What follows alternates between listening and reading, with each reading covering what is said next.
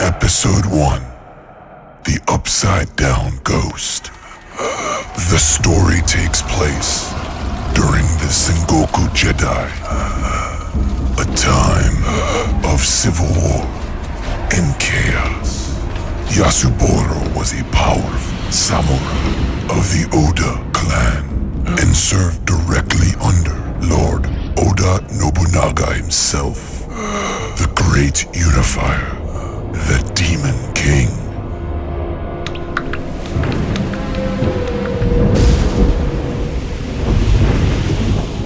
It was Yasuboro's nightly routine after duty to walk 3 miles in the dark to seek the comfort of his young lover on the other side of the river.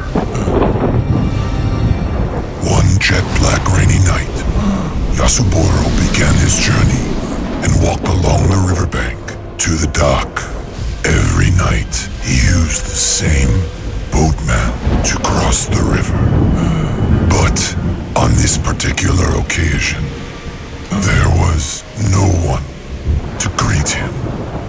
Only a solitary boat tethered to the dock. How odd, Yasuboro thought to himself. As he looked around for the boatman, it became clear that he was alone, and he finally decided to cross the river by himself. As he headed for the boat, he caught a glimpse of light in the distance. Shielding his eyes from the pelting rain, he realized it was a flame. A strange burning fire floating upstream along the shore.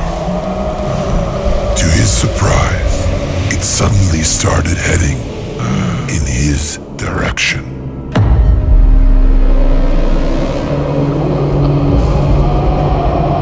Yasuboro knew it was something supernatural as it continued to burn brightly, even in the unrelenting rain. He was not scared of such things, which he considered part of the natural order of the world. But as it floated closer to him, he was startled and unsure what the entity wanted. It looked like the silhouette of a woman standing upside down, one arm outstretched, hovering just above the water, the waves grazing her fingertips. As she exhaled each breath, she blew fire out of her mouth. The flames forming amorphous shapes before dissipating. Her long, stringy hair slithered around her body like 1,000 snakes, consuming her torso and limbs. Who are you? Are you human? Yasuboro shouted, ready to draw his sword.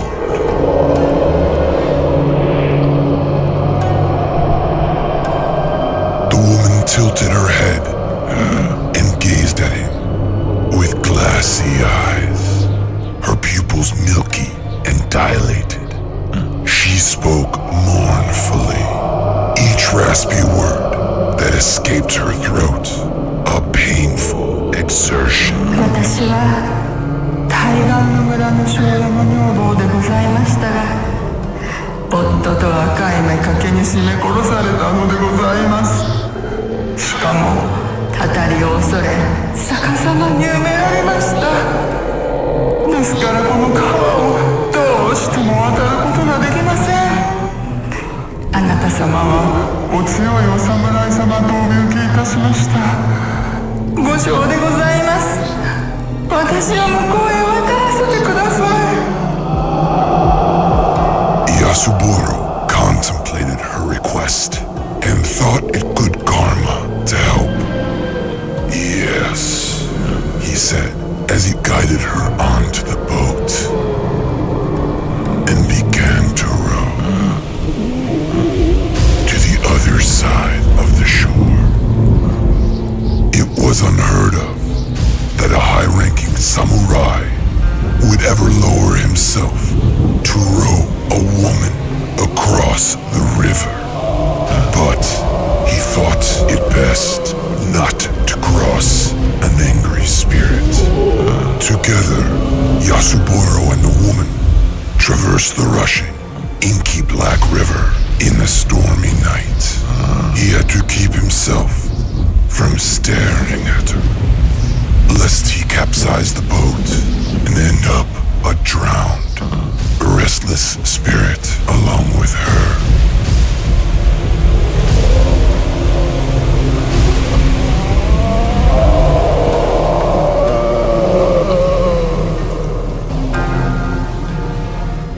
When they arrived at the dock, Yasuboro watched in disbelief as the woman jumped out of the boat and bounced upside down toward Shoya's house.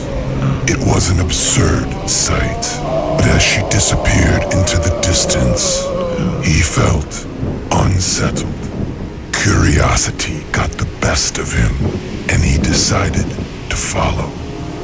As he arrived at the house, a terrified scream pierced the din of the storm. The upside-down woman burst out of the house, clutching a young woman's decapitated head. Torn flesh and remnants of a spinal cord dangling from her neck as blood dripped into the rain puddles on the ground. Her pale, gauntly, upside-down visage grinned at him, twisted and inhuman.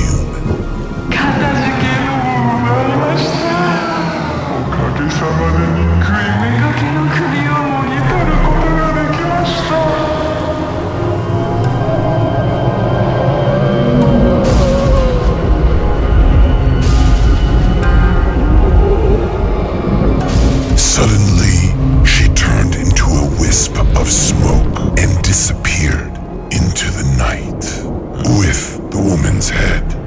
Unable to believe what he just witnessed, Yasuburo ran to his lover's house.